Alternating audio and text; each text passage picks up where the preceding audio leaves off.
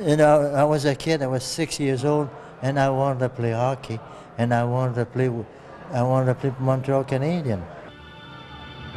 A quiet leader, Henri Richard's record speaks for itself. 11 Stanley Cups, 5 of them in a row. Unequaled. It's game on! Tonight, Surf's Up, kind of, as we introduce you to stand-up paddleboarding. Hockey season is here in the Alberni Valley, and the Bulldogs are back in the doghouse. And 11-time Stanley Cup champion Henri Richard is in the sports cage. Habs fans rejoice. It's game on. Game On is brought to you by Jenner Chevrolet Buick GMC. Here for you and in your community on the Old Island Highway. Hello and welcome to Game On, your cure for boredom on a Monday night. Jeff King is away this week, so Big Mike Walker is here in his place, and we got a great show for you tonight. Yeah, you know what we do, Paul? A legend on the show this evening, and no, it's not you. Not me. Not at all. Former Montreal Canadian star Henri Richard will sit down with Paul for a one-on-one interview. Yeah, he talks about everything from winning 11 Stanley Cups to getting to play with his brother Maurice. But before we go to hockey, it is still summer, Mike, so true. Let's start with some summer sports. Yes, absolutely, Paul. With all of this beautiful summer weather, there are countless ways to spend a day on the water. From kayaking to windsailing, Islanders are always looking for the latest trend on the waves. And now many are discovering the rapidly growing sport of stand-up paddleboarding. For those getting their first look at stand-up paddleboarding over the weekend, this slightly awkward-looking pastime is making big waves on the water. It's a giant surfboard, basically, that is a lot like surfing, but you're standing on it with a big long canoe paddle. Sounds kind of silly, but it's amazing what you can do with the sport. It's definitely a different sort of sport to see on the ocean, standing up on the water, but it's quite easy to learn. This event at Cadborough Bay marked the 5th and final stop on the island's Surf's Up Tour, bringing together more than 40 racers from the pros right down to the first-timers. I'm a competitive racer, so I get to go to awesome places like California and Hawaii and race with some of the best watermen in the world. And every time I go to one of those races, it's so cool to see how many people are getting into the sport and how the level is just increasing and increasing. But the Island Series is really meant to be for anybody to come down and try it out.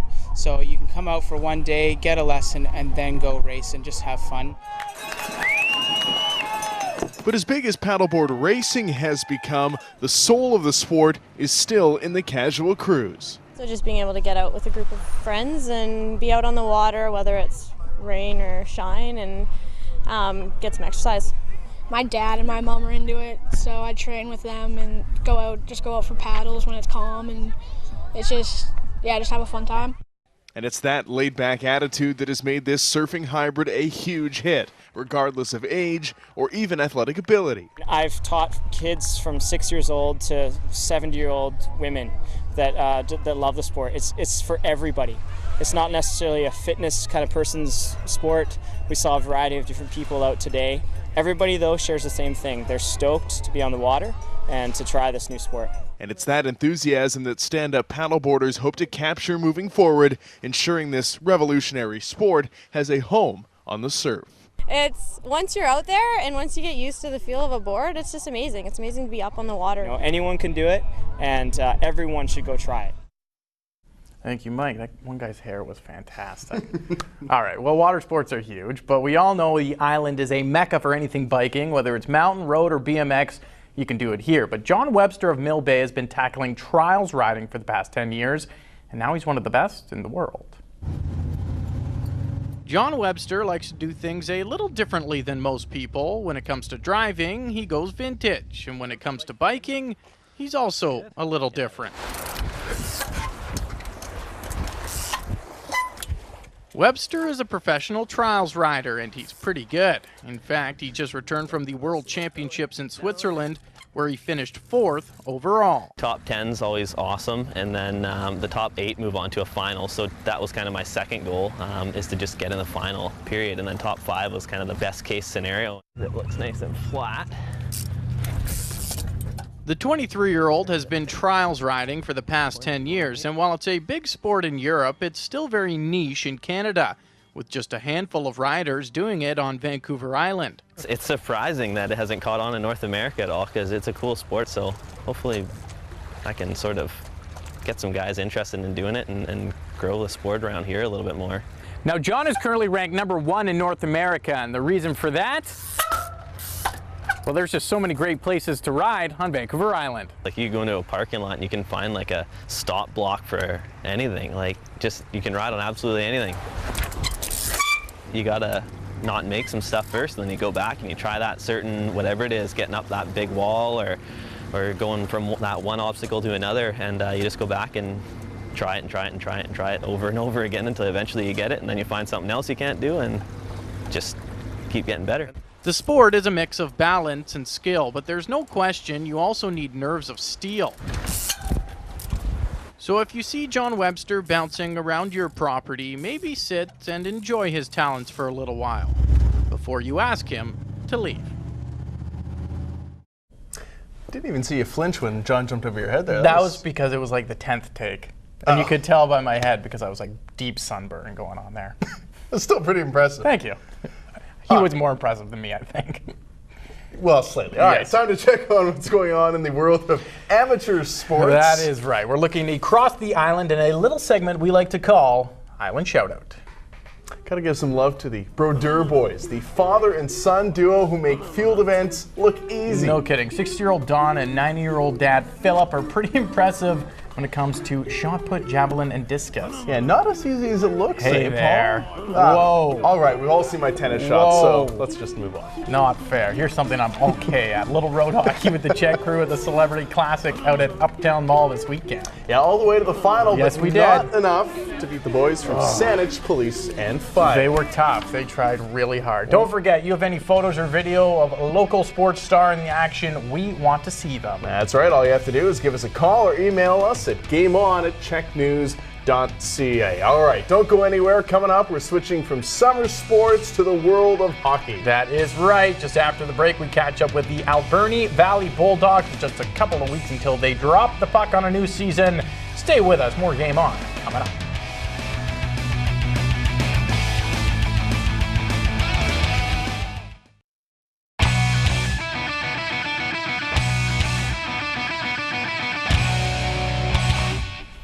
Welcome back to Game On. Remember to stick around for our sports cage when Paul has the opportunity to sit down with 11-time Stanley Cup winner Henri Richard, NHL legend. Yeah, but before we hop into our hockey time machine, let's talk about some local hockey. And the Victoria Royals back in action this morning after a busy weekend of preseason play. Yes, the WHL squad was on the mainland for a couple of games against Vancouver this weekend, and the boys came home with a split, but still plenty of work to do before the puck drops on September 23rd.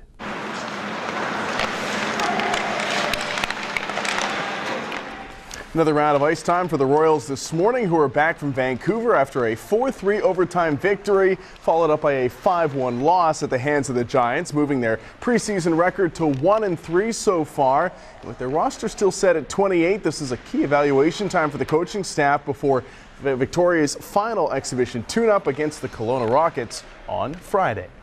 We were working on pretty much everything. It's the start of the season, so we've been working on breakouts, defensive zone, dumps, net, just everything. So coming from a new team, there's a few different things we do here than I've done in the past. So just trying to learn those things right now and put them into my game so I'm ready for the first game here. Just a lot of structured stuff like, like our D-zone coverage and our forecheck and stuff. A lot of new guys here, so we got to teach them the roles and just focus on our D-zone especially and just done everything right, especially in preseason. We're throwing a lot at them, but there's the mental side of the game too, playing within the system, being able to adapt to different things that the coaches are asking, who can do it, who can't do it, who doesn't want to do it, who does want to do it, all those things come into play. So the guys have been great. ECHL's Alberni Valley Bulldogs are coming off a somewhat disappointing season last year. They finished 5th in the Coastal Conference.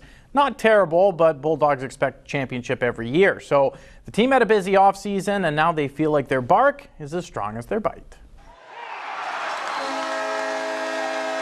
When you play in the dog den, you better be ready. Alberni Valley Bulldog fans are some of the best in the league. It doesn't matter if you're winning or losing, they're sticking by their team. And I love to come and watch the boys play. I enjoy them. They play hard. They play to win, and it's exciting. But after a mediocre season last year, the Dogs wanted to beef up the pack over the summer. We got 2 kids that played in Notre Dame, a midget AAA league in Saskatchewan. One kid, Evan Tierney's, who's our 16-year-old from Qualicum Beach, which is just down the road. And then his teammate from Notre Dame, Ryan Law, who's from Ontario. So all over Canada again. And then we have 2 kids from actually Belarus. The Dogs are hoping the secret to success will be a healthy mix of young and old. And leading the pack will be third-year forward Trent Duray. I think up front, I think we'll be a lot more fast. I think we'll have a lot more speed up front, a lot more skill. Back end, same thing. There's lots of very skilled guys in the back end, and we brought in a 20-year-old goaltender who's looking pretty good too. It's been great so far. A little nerve-wracking at times, but besides that, it's a lot of fun. The team looks great, really fast and physical. No one's afraid to go in the corner, so it's going to be good. There are a few changes in the league this year. Teams can only carry 21 players, and fewer clubs will make the postseason. But that's just fine by the Bulldogs. The BCHL, the leagues looks like it's a more speed and skill league, and we're going to be fast and we're going to be tough to play against, so we're excited about it. But what about staying out of the doghouse with the fans? Well, the boys say they have that covered as well. Score a couple goals for the boys, and should be fun. I think we're pretty solid all around, and fans should expect a pretty good season. I know I do. This portion of Game On brought to you by Sopranos Bar and Grill, where fans gather before and after the game. Should be a very interesting year in the BCHL Coastal Conference. Absolutely. All right, it's time for us to bring out all the highlights and lowlights from the past 7 days. It's time for our Plays of the Week. Plays of the Week is brought to you by Spank It Sports, BC's largest selection of soccer, rugby, and football stuff. Let's start this party over at Jeff King's house for the annual wife-carrying races. Wait a minute. No, that's Latvia. Looks like good exercise, though. That's where he is. All right, how about some Major League running? Probably the biggest play from Week 1 in the NFL. Packers rookie Randall Cobb goes the distance. Record time 108-yard scamper all the way to the Huis.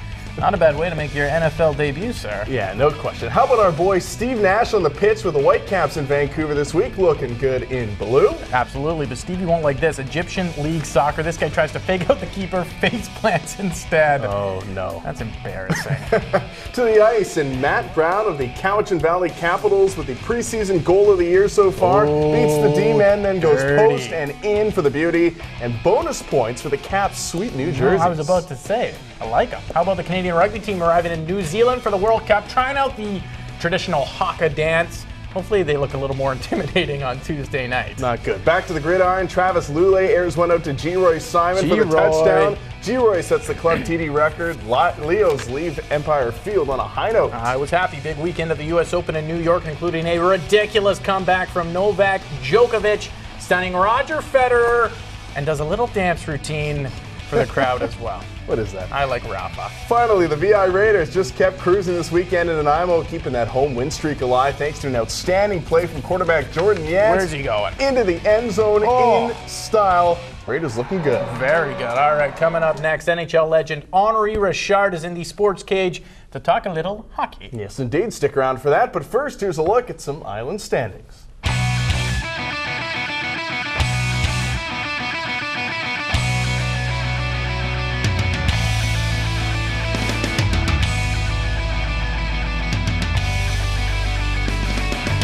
Standings are brought to you by Robbins Parking, proudly supporting local community and events.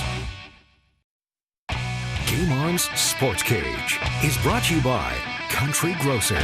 You'll feel like family.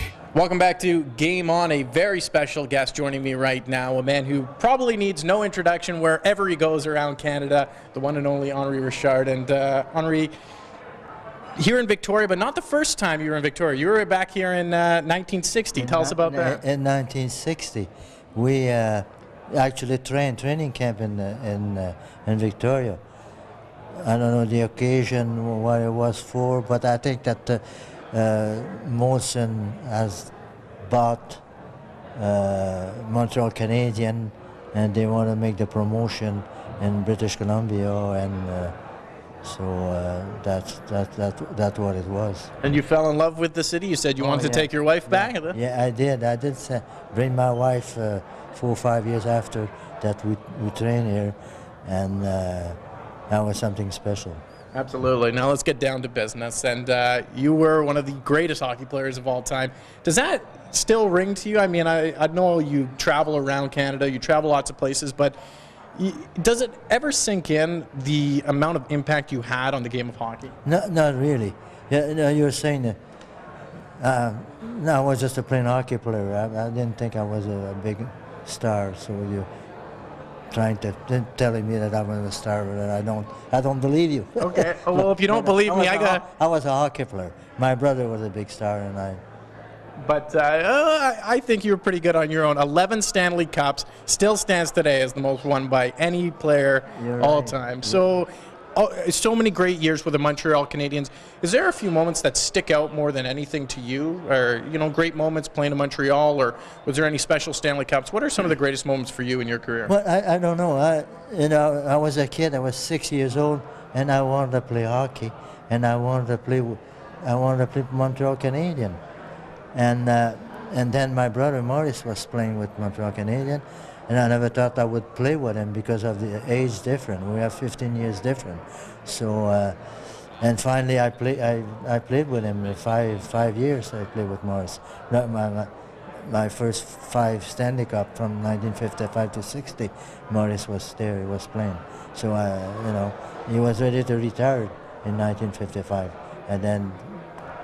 When he saw that I make the team, he stayed with the team. Now, you talk about your brother, and I mean, Maurice Richard, the Rocket, and you were dubbed the Pocket Rocket. What was that pressure like for you going into the NHL? Because your brother had made such a big impact on the game. Well, I didn't feel any pressure. Maybe I should, and there's a lot of people used to say, well, he made the team because his brother was there. So. That's what they thought. But I felt a little different. I played 20 years with Montreal Canadiens, so I made the team. Yeah, I think you proved them wrong quite well. 11 Stanley Cups. Is there one that sticks out more than the rest? Is it the first one? I mean, do you even remember number 4? I mean, how does it work like that? Not really. I remember number 1 because first year, first Stanley Cup. So, and then. Another one where I scored a winning goal there against Detroit. Detroit, yeah, right, that's right, and then also against Chicago. But it's a great feeling, and I'm very proud. What was that feeling like? I mean, as a guy who's played, you grew up idolizing the Montreal Canadiens. That was your dream, to play on the Montreal Canadiens, and then to hoist a Stanley Cup in front of your family, friends, and all the Montreal Canadiens faithful. I mean, that must have just seemed unbelievable. I don't know. To me, it's only normal. I'm playing with Montreal Canadiens, and they want to win. We did win, and that's a great thrill. I'll tell you. And then, like I said before, my first 5 years, and we won 5 Stanley Cup. I always thought, I said that very often, that I was at the right place at the right time. Great hockey team. Very cool. Very cool. I mean, and I read an interesting stat. You were the only player to win 11 Stanley Cups before you turned 10 years old. Maybe you can explain that to us. Well, actually... Explain if you want. Well, I was born on the 29th, so even today I'm only 18 years old. So, 18? Yeah, looking good, sir. I'm looking old for my age. Almost old enough to drink here in BC. I do. You get by that loophole somewhere. Tell me about the game, what you think of the game today. I mean, you played in such an amazing era with so many great players. And I mean, today the game, they say it's gotten faster. They say they've kind of taken some of the chippier stuff out. When you watch the game of hockey today, is it as good as how it was back when you played? No, it's no doubt it's as good. And the guys are so big now today, and it's much faster. The equipment has changed, and it's it's special now. hockey it's so fast now, and the guys are so big, and but that's what it is. Who do you think is the best player in the game right now? I was going to say Wayne Gretzky, but it still counts. Or Bobby Orr. Yeah, no, both are good choice. But I mean, you've got the Crosbys, Ovechkins. I thought Crosby. I think Crosby is quite a hockey player. It's too bad that he's hurt, and for the game, it's too bad. Absolutely. Now, when I'm sure you travel the country, you talk to a lot of young, aspiring hockey players who would just give anything to one day play in the NHL. What's the biggest piece of advice you give them? What's the number one thing you tell them? I'll tell you, I don't speak much. No? I don't say much. Not really. Well, it worked, you know. If you dream, I dreamed to be able to play with Montreal Canadiens. That was my dream. At 6 years old, I said I want to play hockey. I didn't tell anybody, and then I finally made the team, and that's what it is. It's a dream. It's a passion. In my case, it was a dream. Well, because of course my brother was there, so I wanted to play. I didn't say I wanted to play with him because I didn't think I was going to be able to play with him because of the age difference. Absolutely. Now, just going back to that first question, I mean, you said playing with your brother. Is that the defining moment, do you think, in your career? Do you think there is a defining moment, or was it that you got to play 20 seasons in the NHL, that you have the most amount of games for the Montreal Canadiens? Is there anything that sticks out more for you when you look back on your amazing career? Actually, I didn't think I was going to be able to play with Morris because I was 6 years old and he was playing in the NHL, and then 15 years different. So Morris was ready to retire, actually. And then when he heard that while he was there on training camp, that I made the team, and so he decided to play a few more years. Absolutely. Well, Henri, it's been an absolute pleasure to talk to you. Thank you very much. You're a true legend, and we're lucky enough to have him thanks to the UVic Vikes hockey team as well as MVP Sports and Brad Norris-Jones. So again, thank you very much, and that does it for another edition of Game On here on Channel 6. Make sure to tune in every Monday night at 7 o'clock. And as well, we're going to be switching to Sunday nights coming up. Stay tuned for that. But for everyone here at Game On, have a good night.